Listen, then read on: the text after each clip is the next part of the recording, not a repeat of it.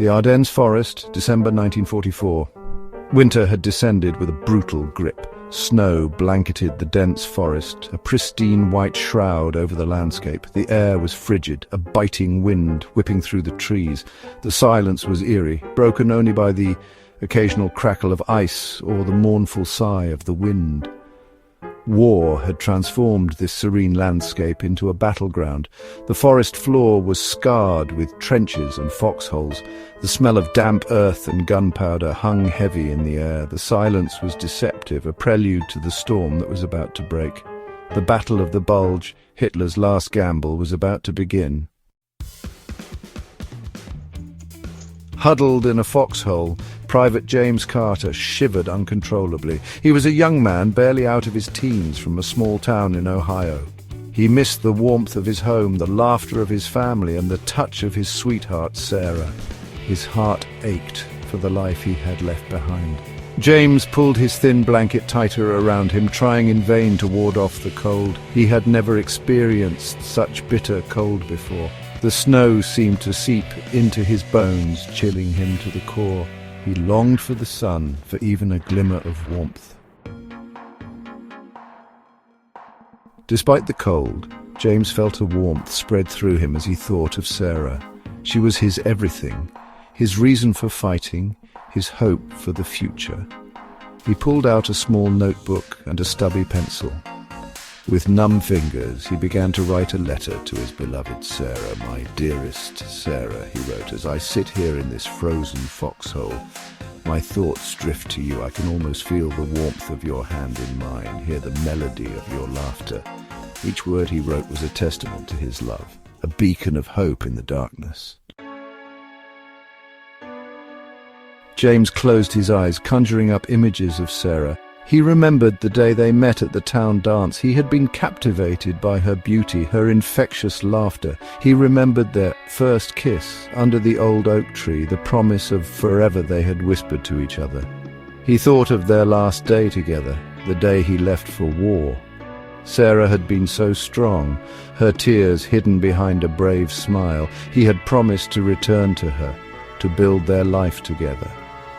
It was a promise he intended to keep, no matter the cost. Section 5.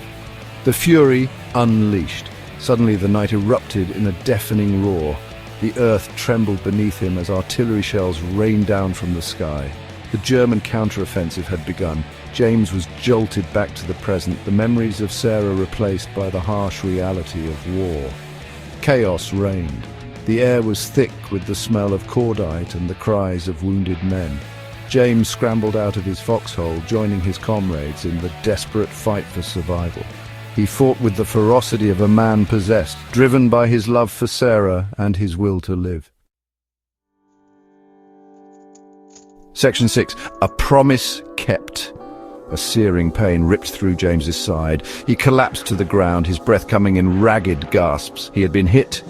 Through blurred vision, he saw his friend Bill rushing towards him. Bill dragged him to cover, his face etched with concern. "I'll get you out of here, Jim," Bill promised, his voice tight with emotion. But James knew the truth. He was fading fast. He pressed his letter to Sarah into Bill's hand. "Get this to Sarah," he whispered, his voice barely audible. "Promise me, Bill." Bill nodded, tears streaming down his face. It was a promise he intended to keep. Section 7. Spring's promise. Months passed.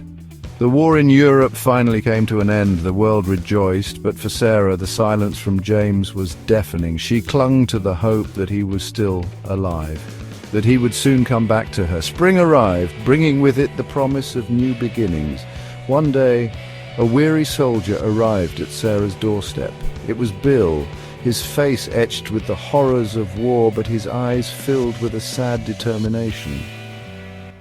He had come to fulfill his promise. Section 8. A letter from the front. Sarah's heart pounded in her chest as she took the letter from Bill. It was James's letter, the one he had written in the trenches. Her fingers trembled as she unfolded the brittle paper. Tears welled up in her eyes as she recognized his familiar handwriting. "My dearest Sarah," she read, her voice choked with emotion.